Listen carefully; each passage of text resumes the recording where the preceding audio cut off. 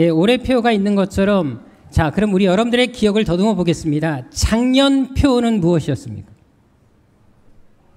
올해도 모르는데 요한복음 11장 40절 말씀이었습니다. 바로 기억 안 나세요? 네가 믿으면 하나님의 영광을 보리라입니다. 예, 요절 띄워주셔도 좋을 것 같아요. 예, 지금 있었는데 요절이 안 나왔습니다. 자, 요한복음 11장 40절 말씀. 그것이 작년포였습니다. 믿으면 영광을 본다. 이런 말씀들은 성경에서 얼마든지 찾아볼 수가 있습니다. 마가복음 11장 24절에도 보십시오. 무엇이든지 우리가 기도하고 구하는 것은 다 받은 줄로 믿으라. 그리하면 그대로 되리라. 믿으면 된다라는 것입니다. 자, 여기서 질문 하나 드리겠습니다. 그럼 과연 어느 정도 믿어야 할까요? 얼마나 대단한 믿음을 소유해야지 이런 역사가 나타나는 것이겠습니까? 오늘 본문은 베드로가 감옥에 갇혔을 때 교회 성도들이 그를 위해 중보하는 내용을 담고 있습니다. 당시 교회는 큰 핍박 중에 있었습니다. 1절 2절에 보십시오. 헤롯 왕은 이미 교회 지도자들 중에 몇 사람을 살해하려는 계획을 세웠습니다. 그래서 첫 제물로 야고보 사도를 처형했습니다. 그리고 바로 이어 이제 베드로까지 죽이기 위해서 그를 옥에 가두어 두었습니다. 지금까지 교회에 여러 핍박이 있었지만 이렇게 왕이 직접 나서서 12 사도들을 죽인 경우는 단 한 차례도 없었습니다. 따라서 지금 이 시기는 교회적으로 가장 큰 위기의 시대였다라는 것입니다. 그런데도 이때 교회가 한 일이 무엇일까요? 5절에 보십시다. 고난 앞에서도 교인들은 흩어지지 않습니다. 엄청난 핍박과 살해의 상황에서도 그들은 똘똘 뭉칩니다. 오히려 한 마음이 되어서 위험을 감수하고 함께 모여 기도했다라는 것입니다. 이들의 기도는 지금 목숨을 걸고 하는 기도였다라는 사실을 우리는 꼭 기억할 필요가 있습니다. 저는 초대교회를 묵상하면서 한 가지 확실하게 얻은 결론이 있습니다. 왜 그렇게 초대교회가 부흥했을까? 그들의 그 부흥의 원동력은 어디 있을까? 그들은 모이면 기도하고 또 기도합니다. 아무리 큰 핍박이 와도 기도를 멈추지 않았습니다. 바로 여기에 부흥의 비결이 있었다는 것입니다. 실제로 6절 7절에 보십시다. 베드로가 감옥에 풀려납니다. 천사의 도움으로 기적같이 감옥에서 나오게 되었습니다. 그때가 시간적으로 보게 되면 언제였습니까? 한밤중이었습니다. 그런데 성도들이 이때까지 무엇을 하고 있었을까요? 12절에 보십시오. 기도하고 있었습니다. 베드로가 풀려날 때까지 계속 기도했다라는 것입니다. 우리 성경에는 잘 나타나 있지 않지만 원어 성경을 보게 되면 성도들은 베드로가 감옥에 갇힌 그 순간부터 풀려날 때까지 쉬지 않고 기도했다고 나와 있습니다. 즉 기도를 멈추지 않았다는 것입니다. 하나님이 응답하실 때까지 기도하고 또 철회하면서 끝까지 기도했다라는 것입니다. 따라서 베드로를 감옥에 나오게 한 것은 천사였지만 그 천사를 움직인 것은 성도들의 기도였다라는 것입니다. 그런데 여기서 우리가 짚고 넘어가야 할 것이 하나 있습니다. 당시 성도들은 분명히 간절히 기도했습니다. 그 어느 때보다 열심히 기도했습니다. 하지만 과연 믿음은 어땠을까요? 이들이 얼마나 믿음으로 기도했을까요? 먼저 13절 14절을 보겠습니다.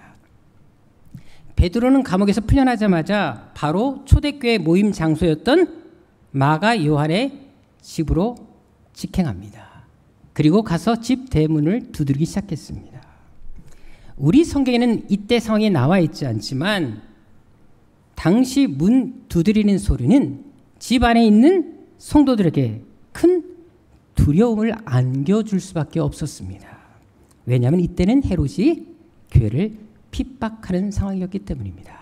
만일 이때 성도들이 베드로를 위해서 기도하고 있다는 소식이 헤롯에게 들려지면 그가 성도들을 가만히 두겠습니까? 따라서 성도들은 한밤중에 다 잠든 시간에 누군가 문을 두드리는 소리는 그들에게 신경이 곤두설 수밖에 없었고 온통 마음이 그쪽에 쏠릴 수밖에 없는 두려운 상황이었다는 것입니다. 그런데 이때 로데라는 여자아이가 누군지 확인하고 와서는 이렇게 말을 합니다. 베드로가 왔어요. 지금 베드로가 밖에서 문을 두드리고 있어요. 자, 그렇다면 이때 교인들이 가장 먼저 해야 될 반응이 무엇이겠습니까? 와! 하고 함성을 지르고 자기들의 기도에 응답하신 하나님께 영광과 찬송을 돌리는 것이 마땅했습니다. 하지만 교인들은 그렇게 하지 않습니다. 15절에 보십시오.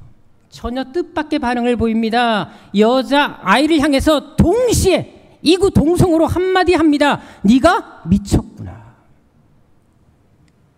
자, 지금까지 성도들은 베드로의 석방을위해서 기도하고 있었습니다. 하루가 아니라 감옥에 갇힌 내내 기도했습니다. 지금도 밤을 새워 기도하던 중이었습니다.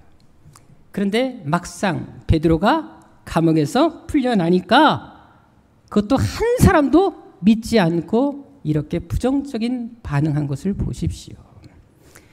과연 누가 미친 것일까요? 결국 지금 기도하는 성도들은 기도하면서도 베드로가 구출될 것을 믿었다 안 믿었다? 안 믿었다라는 것입니다. 심지어 여자애가 말을 합니다. 베드로가 맞습니다. 참말입니다.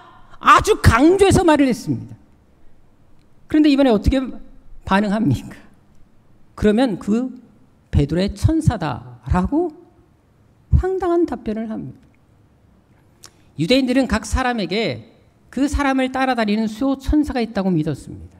그리고 그 수호 천사는 그 사람의 모양과 음성을 똑같이 흉내낸다고 다 생각했습니다. 그래서 여자아이가 베드로라고 말했을 때 이렇게 반응한 것입니다. 베드로가 아니라 베드로의 수호천사가 지금 와서 그런 거야 라고 말을 한 겁니다. 네가 착각한 거야. 절대 베드로가 올 리가 없지 라고 말을 한 것입니다.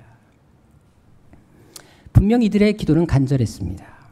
그것도 잠시가 아니라 지속적으로 이어온 기도였습니다. 그런데 막상 베드로가 살아나니까 그것을 아무도 믿는 사람이 없었다는 것입니다. 특히 16절, 17절에 보십시오. 아주 재미있는 표현이 나옵니다. 베드로를 보고 어떻게 했다? 놀랐다라고 나옵니다. 이 단어가 일반 단어가 아니라 좀 특별한 단어입니다. 이 단어의 뜻은 정신을 잃다. 너무 놀라서 정신이 나가버렸다라는 뜻입니다. 이것은 당시 성도들 그 누구도 베드로가 풀려날 것이라고는 생각하지 않았다라는 것입니다. 기도는 열심히 했지만 자신들의 기도가 응답되리라고는 아무도 믿지 않았다라는 것입니다. 그런데 더 놀라운 사실이 있습니다. 이렇게 자신이 기도한 것을 전혀 믿지 않았음에도 불구하고 그 기도가 응답되었다는 사실입니다. 하나님은 성도들의 기도대로 베드로를 구출하셨습니다. 우리는 종종 기도 응답을 받기 위해서는 엄청나고 대단한 큰 믿음이 필요하다고 생각할 때가 있습니다. 물론 그것도 맞습니다. 하지만 오늘 본문에서 증가하는 것처럼 때로 의심이 많은 기도를 드릴지라도 심지어 기도 응답에 대한 확신이 없을지라도 하나님이 응답하시는 경우가 있다는 사실을 우리는 절대 간과해서는 안 된다는 것입니다. 그것은 마가복음 9장에 나타난 한 사건을 통해서도 알 수가 있는데요. 거기 보게 되면 귀신 들리고 간질하고 있는 한 아버지가 예수님께 나와서 아이의 병을 고쳐달라고 요청하는 장면이 나옵니다. 하지만 22절 23절에 보십시오. 당시 아버지는 이 아이의 병이 나을 수 있을지 반신반의했습니다. 그래서 이렇게 말을 합니다. 무엇을 하실 수 있거든 이라고 말을 합니다. 이때 예수님은 그 아버지에게 이렇게 말씀하십니다. 할 수 있거든이 무슨 말이냐. 지금 이 아버지는 예수님이 고칠 수 있을 거다 믿었다 안 믿었다? 믿지 않았다라는 것입니다. 혹시나 해서 데리고 온 것입니다. 당연히 이 아버지는 뜨끔했습니다. 그래서 이렇게 외칩니다. 24절에 보십시오. 내가 믿나이다. 나의 믿음 없는 것을 도와주소서. 믿는데 믿음이 없다라고 고백합니다. 여기서 우리는 신앙인들이 가진 한계성을 볼 수가 있습니다. 믿는다고 말하지만 정작 믿음은 별로 없습니다. 믿어보려고 애를 쓰지만 믿음이 잘 생겨나지 않습니다. 때로 우리가 병이 들면 하나님께 나와서 기도하지 않습니까? 하나님 고쳐주세요. 그런데 솔직히 마음 한구석에는 과연 하나님 내 병을 고쳐주실까? 의심을 품을 때가 훨씬 더 많습니다. 말은 고쳐달라고 하면서 하나님은 전지능하다고 말을 하면서도 우리 삶에서는 그것을 온전히 믿음으로 받아들이지 못한다는 것입니다. 본문의 아버지의 모습이 바로 그랬습니다. 자, 그런데 중요한 것은 예수님이 병을 고쳐주셨다 안 고쳐주셨다. 분명 불완전하고 부족한 모습인데도 불구하고 도저히 믿음이 있다라고 평가할 수 없음에도 불구하고 아이의 병을 고쳐주셨다는 사실입니다. 이것은 무엇을 말하겠습니까? 하나님의 응답, 하나님의 기적은 꼭 대단한 믿음, 큰 믿음을 통해서만 나타나는 것이 아니라는 것입니다. 때로는 겨자씨보다 못한 믿음일지라도 의심을 품고 기도할지라도 그래도 믿어보려고 할 때 내가 믿고자 합니다. 억지로라도 믿으려고 발버둥 칠 때 그때 주님은 역사하신다는 것입니다. 마태복음 14장에 보게 되면 이와 유사한 사건이 나옵니다. 자, 무리를 걷고 계신 예수님을 보고 베드로가 한마디를 합니다. 28절 29절에 보십시오. 만일 주님이시거든 나를 명하서 무리로 오라 하시옵소서. 원어 성경에는 베드로가 이때 확신을 가지고 얘기를 합니다. 주님이시니까 나를 오라고 하십시오. 그럼 내가 가겠습니다 라고 말하고 있습니다. 즉 믿음으로 베드로는 무리를 걸은 것입니다. 여러분 인류 역사에서 예수님 외에 무리를 걸은 사람이 누가 있습니까? 단 한 명도 없었습니다. 이것을 보면 베드로의 믿음이 결코 적지 않았다는 것입니다. 우리 기준에서 볼 때는 대단한 믿음입니다. 과연 폭풍 치는 바다 위에 걸어오는 예수님을 보고 무리를 걸을 생각을 누가 하겠습니까? 베드로는 해냈다라는 것입니다. 자, 그런데 중요한 것은 가다가 어떻게 됩니까? 30절에 보십시오. 그 믿음이 오래 지속되지 못합니다. 산원풍랑을 보자마자 겁에 질려서 두려움에 빠져서 바로 물에 풍덩하고 말았습니다. 참 놀랍지 않습니까? 조금 전만 하더라도 주여 주님이시니까 나를 오라고 하십시오. 내가 기꺼이 가겠습니다. 믿음의 선포를 하고 무리를 걸었습니다. 근데 걷자마자 조금 있다가 바로 물에 풍덩합니다. 이때 예수님께서 하신 말씀이 있었습니다. 31절에 보십시오. 믿음이 작은 자야 왜 의심하였느냐. 이 말 속에 우리에게 정말 해주는 메시지가 되게 많습니다. 잘 보십시다. 우리에게 중요한 교훈을 주고 계십니다. 한 가지는 베드로가 작은 믿음으로도 무리를 걸었다는 사실입니다. 큰 믿음이 아니라 이 작은 믿음 가지고도 무리를 걸었다는 사실입니다. 겨자씨만한 믿음 갖고도 무리를 걸을 수 있으면 예수님께 좀 보여주실 것입니다. 그리고 또 한 가지는 믿음과 의심은 인간 안에서 언제나 공존할 수 있다는 것입니다. 어제는 믿음이 좋아도 내일은 의심할 수 있는 처지로 놓일 수 있다는 것입니다. 늘 은혜 충만하고 늘 믿음 충만한 것이 아니라는 것입니다. 우리 역시 그렇지 않습니까? 입술로는 믿는다고 말을 합니다. 근데 마음으로는 안 믿어질 때가 참 많습니다. 말로는 믿음이 너무 좋아요. 말로는 목사님 이상입니다. 그런데 행동은 전혀 믿음이 보이지가 않습니다. 서로 부부 보지 마세요, 여러분들. 이 말 하니까 서로 부부가 서로 마주보는 사람이 있어서 말씀을 드립니다. 그렇다면 이것은 위선이겠습니까? 아닙니다. 인간 본연의 모습입니다. 왜냐하면 이 두 가지 요소 안에서 계속 갈등하며 사는 것이 우리 인생이기 때문에 그렇습니다. 늘 믿음이 좋을 수는 없습니다. 때로는 믿음이 약해질 수도 있고 어제 믿음의 사람이 오늘의 연약한 사람이 될 수 있다는 것입니다. 몇 년 전 우리 교육기관에서 부부를 대상으로 남편과 아내가 자주 하는 최고의 거짓말 순위를 매긴 적이 있었습니다.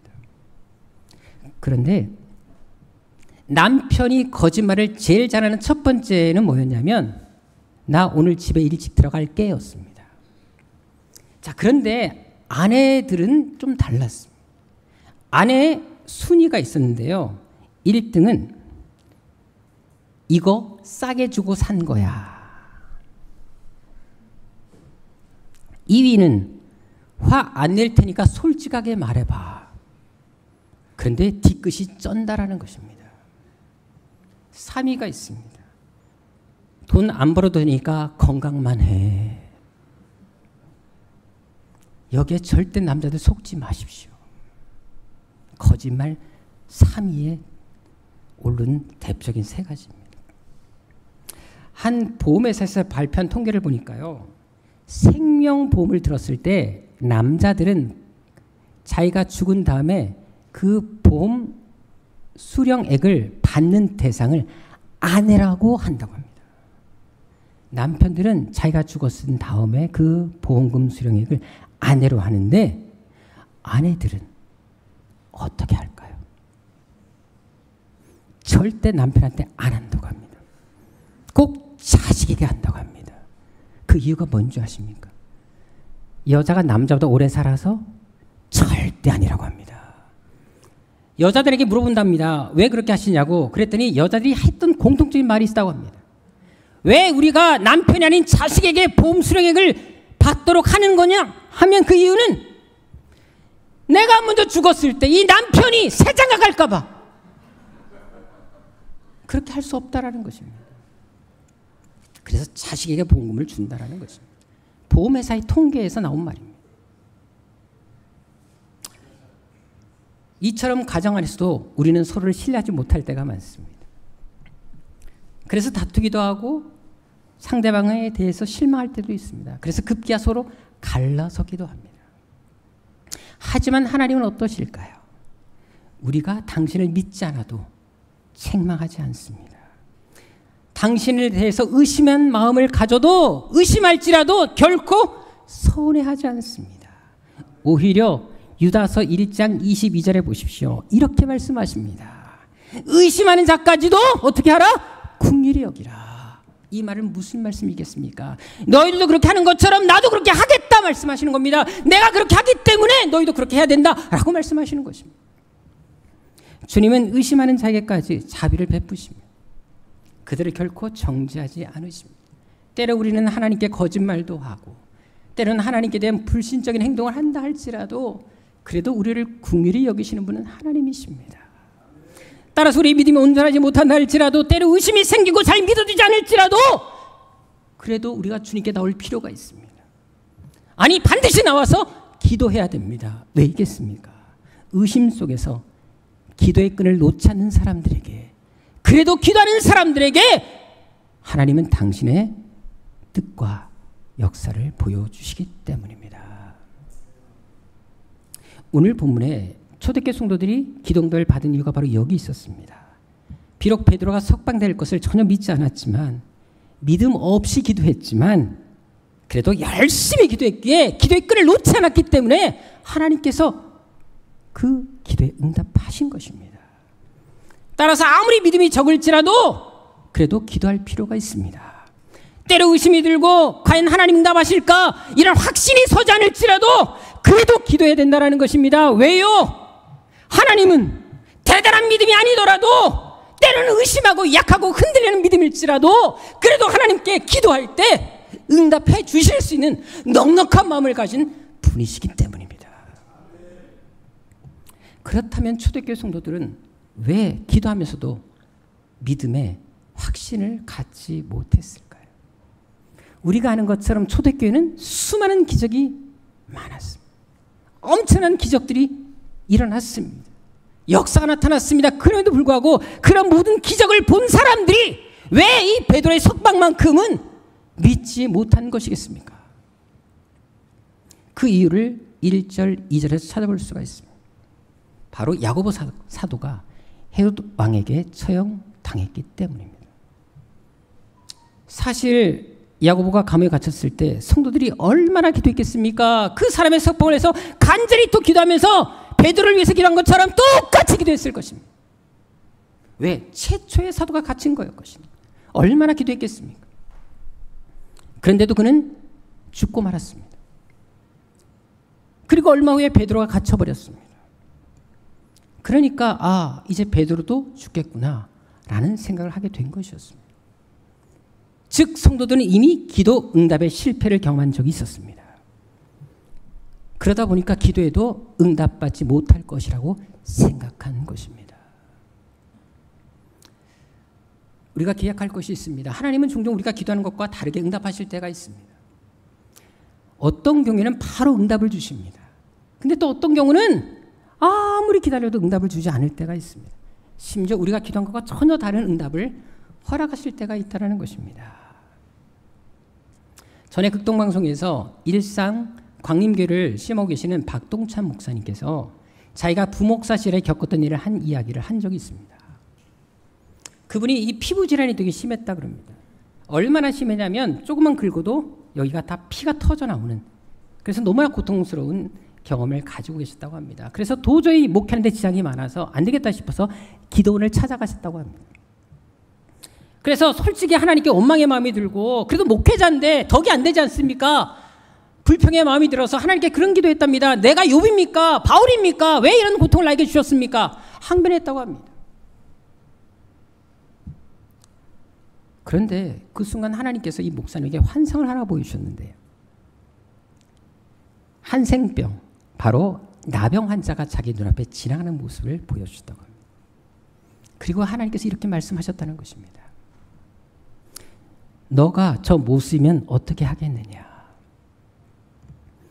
나병에 비하면 너의 피부 질환은 아무것도 아니지 않느냐? 그 말을 딱 듣는 순간 지금까지 자기보다 못한 사람들이 그렇게 많다는 사실을 생각하지 못하고 그저 자신의 처지만 돌아봤던 모습이 회개가 되었다고 합니다. 그리고 오히려 이렇게 나를 구원해 주시고 이런 몸을 가진 나를 사용하시고 계시는 주님의 은혜가 너무나 감사해서 내가 손가락 발가락 없이도 평생 하나님을 찬양하며 살겠습니다라고 고백했다라는 것입니다. 우리가 기도해야 하는 이유가 바로 이것입니다. 기도할 때 이해할 수 없는 상황에서도 하나님께 나아가서 부르짖을 때 그때 비로소 답을 찾을 수 있기 때문입니다. 때로 우리가 원하는 답을 얻지 못한다 할지라도 하나님은 다른 방법을 통해서 우리에게 나아갈 길을 알려주신다는 것입니다. 실제로 느헤미야 1장 3절 4절에 보십시오. 느헤미야는 무너진 예루살렘 성벽에 대한 이야기를 듣고 금식하며 울며 기도합니다.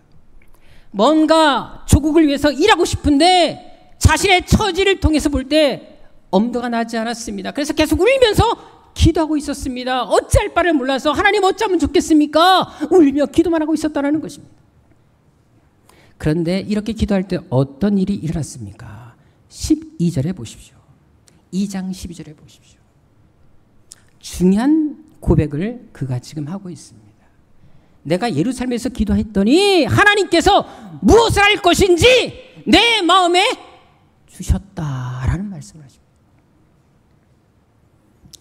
느헤미야가 기도할 때 하나님께서는 앞으로 그가 어떤 일을 해야 할지, 어떻게 이 문제를 풀어나가야 될지 구체적인 답을 허락해 주셨다라는 것입니다. 그래서 6장 15절 16절에 보게 되면 수많은 방해와 대적들이 있음에도 불구하고 놀랍게도 52일 만에, 그렇게 오랫동안 방치했던 성벽 공사가 52일 만에 이뤄내는 쾌거를 이룰 수 있었습니다. 하나님께서 내 마음에 주신 것을 통해 이 일을 감당해내었다는 것입니다. 기도가 해답이었다는 것입니다. 따라서 우리 역시 문제가 생길 때마다 기도해야 됩니다. 때로는 해결될 기미가 보이지 않는다 할지라도, 도무지 답을 찾지 못한다 할지라도 기도해야 됩니다. 왜이겠습니까? 그래도 기도해야 길을 찾을 수 있기 때문입니다. 저는 대학교 시절에 수업 시간만 되면 항상 맨 앞자리에 앉았습니다. 우리 항집살이 앉는 이 자리였는데요. 학교는 교탁과 학생 의자가 되게 가깝습니다. 1m도 되지 않습니다. 근데 제가 항상 이 자리에 앉아서 수업을 들었습니다. 항상 교수님을 마주보는 그 자리였습니다. 그 자리에 앉으면 절대 예배 시간이 아니라 수업 시간에 졸 수가 없습니다. 바로 이렇게 보니까요. 졸 수가 없어요. 그러다 보니까 강의에 더 잘 집중할 수가 있었습니다. 그래서 제가 대학 졸업할 때 감사하게도 전체 동기생 중에 최고의 성적으로 졸업할 수가 있었습니다. 앞으로 우리 교회도 좀 그렇게 보면 어떨까요? 혹시 예배 시간에 조는 사람이 있으면 자리를 선정해 주는 겁니다. 그래서 여 강대상 이 두 자리하고 저기 피아노 자리에 앉아서 예배 드리게 하면 어떨까요? 너무 좋지 않겠습니까? 다들 고개 끄덕끄덕하니까 다 동의한 줄 알고 다음 주부터는 한번 해보도록 할까 싶습니다. 보통 여러분들이 설교자들이 이렇게 앞에 쓰잖아요. 그러면 제가 몇 사람한테도 이미 얘기했지만 어디가 가장 잘 보이는 줄 아십니까? 뒤가 너무 잘 보입니다. 여러분들 이건 제가 장담을 하면서 말할 수 있는데요. 사실 앞줄은 거의 못 봐요. 이 세 줄 뒤부터는 눈에 쏙쏙 들어옵니다. 여러분들이 고개 숙이고 핸드폰 보는 것까지 다 보인다는 거 아세요? 그리고 옆 사람하고 손 찌르는 것도 다 보입니다. 그래서 정말 예배 시간에 딴짓하고 싶으면 앞자리에 앉으시면 돼요. 왜? 고개를 숙여야 되거든요, 앞자리는. 그래서 잘 안 보게 됩니다. 그리고 또 앞자리는 좀 믿음이 가요. 이 사람들은 은혜 받으려고 앞자리에 앉았기 때문에 예배 잘 드릴 거 알고 안 보게 됩니다. 근데 뒷자리는 불안하거든요. 이게 상습적이거든요. 그러니까 더 주시하게 됩니다. 저 인간 뭐하고 있나 보게 됩니다. 예배도 공부도 자리가 중요합니다. 장사하는 사람들 역시 길목이 중요합니다. 그래서 좋은 자리는 임대료도 비쌉니다. 즉 성공하기 위해서는 자리가 중요하다는 것입니다. 그렇다면 성도가 있어야 할 자리가 어디겠습니까? 역대하 7장 14절부터 16절에 보십시오. 바로 하나님이 거하시는 성전입니다. 왜이겠습니까? 말씀 잘 보십시오. 하나님은 이곳이 있어야 될 자리, 성도가 있어야 할 자리라고 분명히 말씀하십니다. 그리고 이곳에서 기도할 때 내가 반드시 놀라운 치유와 회복을 허락해 주겠다 말씀하셨습니다. 따라서 신앙인들이 찾아야 하고 머물러야 될 자리는 다른 곳이 아니라 성전입니다. 이곳이 바로 기도의 VIP 좌석임을 알아야 합니다. 오늘 본문에 초대교회 성도들이 바로 그렇게 했습니다. 야고보가 죽임을 당하고 베드로가 감옥에 갇혔음에도 불구하고 그들은 성전을 떠나지 않습니다. 끝까지 기도의 자리를 지켰습니다. 비록 하나님이 야고보를 죽게 하셨고 자신들의 기도에 응답하지 않았지만 그래도 기도합니다. 기도를 놓지 않았습니다. 베드로를 살려주실 것에 대한 믿음과 확신도 없었지만 그래도 기도의 끝만은 놓지 않았다는 것입니다. 그러니까 하나님께서 그 중심을 보시고 그 기도에 응답해 주시는 것입니다. 포기하지 않는 기도, 거기에 하나님께서 응답의 열쇠를 허락하신 것입니다. 즉 기도 응답은 그들의 믿음 때문이 아니라 믿음이 없어도 기도하는 그 마음 때문에 일어났다는 사실을 우리는 꼭 기억할 필요가 있습니다. 시편을 읽다 보면 우리를 당황케 하는 내용이 나오곤 합니다. 그 중에 대표적인 것이 시편 88편입니다. 보통 시편은 고난이 아무리 심해도 마지막은 찬송으로 끝을 맺습니다. 탄식과 절망으로 시작했다 할지라도 마지막만큼은 기쁨과 감사로 고난을 승화시키는 것을 찾아볼 수 있다는 것입니다. 하지만 시편 88편은 전혀 그렇지 않습니다. 1절, 2절에 보십시오. 이 저자는 주야로 하나님께 울부짖습니다. 그리고 9절에 보게 되면 매일매일 하나님께 나아가서 하나님을 찾고 기도했습니다. 그런데도 상황이 전혀 나아지지 않습니다. 그렇게 하나님께 매달리고 기도했건만 오히려 상황이 악화되었습니다. 그래서 14절, 18절에 보면 그가 이렇게 마지막으로 고백하며 이 시편을 마무리하는 것을 보게 됩니다. 여호와여 어찌하여 나의 영혼을 버리시며 주의 얼굴을 내게서 숨기시나이까. 주께서는 내게 사랑하는 자와 친구를 다 멀리 떠나게 하셨습니다. 내가 아는 자를 흑암에 두셨습니다. 아무리 기도하고 또 기도했음에도 불구하고 환경이 나아지지 않습니다. 그래서 그 통으로 신음합니다. 그 고난이 얼마나 심했는지 친구들이 다 떠나갔습니다. 그리고 이제 남은 유일한 친구는 흑암뿐이다 라고 고백하고 있습니다. 얼마나 처절한 모습입니까? 실제로 이 기도에는 감사를 전혀 찾아볼 수가 없습니다. 오로지 절망과 원망이 가득합니다. 자, 그런데도 왜 이런 시편이 성경에 수록된 것일까요? 하나님은 왜 이런 시편을 성경에 넣도록 허용하십니까? 하나님을 찬양하고 감사하는 내용만이 아니라 오히려 하나님께 원망하고 불평하며 하나님께 따지는 이 기도 내용을 왜 성경에 집어넣은 것이겠습니까? 그것은 힘들어도 기도해야 된다. 상황이 바뀌지 않아도 주님을 찾아야 된다. 원망을 하더라도 하나님께 나와서 해라. 이것을 보여주기 위함이었습니다. 그럼 왜 그렇게 하신 것이겠습니까? 하나님은 그런 불평까지도 기꺼이 들으실 수 있는 분이시기 때문입니다. 특히 시편 136편 23절에서 증가하는 것처럼 우리가 정말 부족하고 비천하다 할지라도 그래도 하나님은 우리를 향한 그 인자하심이 영원하다라고 말씀하고 있는 것입니다. 실제로 구약 성경에 여호와의 인자심이 영원하다는 표현이 40배 이상 나온다는 사실을 아십니까? 하나님의 인자심, 하나님의 그 사랑하심이 끝이 없다라고 말씀하십니다. 그래서 우리가 때로는 하나님께 나가서 어리광을 부리고 때로는 하나님 앞에 나가서 원망하고 하나님 너무해요, 하나님 살아계세요 라고 말할지라도 서운해하거나 화를 내시는 분이 아니라 그래 차라리 나한테 와서 하소연해라 라고 말씀하시는 분이 하나님이라는 것입니다. 그래서 우리는 힘들어도 하나님을 찾아야 되는 것입니다. 세상 방법으로 해결할 것이 아니라 하나님께 나와서 울부짖고 기도할지라도 그렇게 하라는 것입니다. 그래서 시편을, 이 시편 88편은 성경에 집어넣도록 하신 것입니다. 따라서 인생의 위기가 올 때마다 그럴수록 더 하나님께 나오십시다. 아무리 기도해도 응답이 없고 앞이 보이지 않을지라도 그래도 더 성전에 와서 하나님께 하소연하십시오.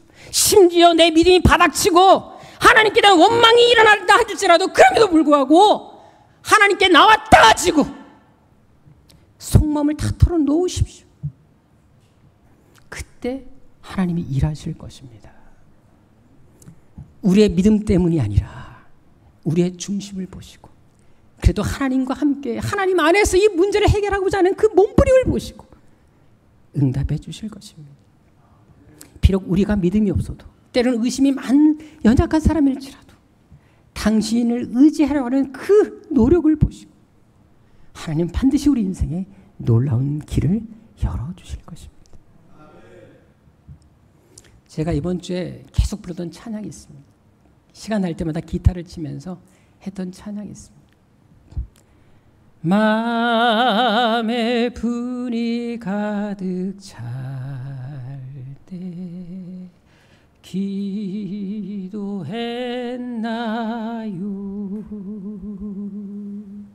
나의 앞길 막는 친구 용서했나요?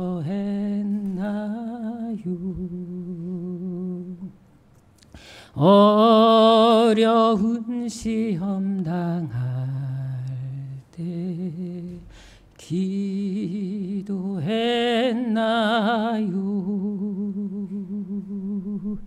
주가 함께 당하시며 느끼리.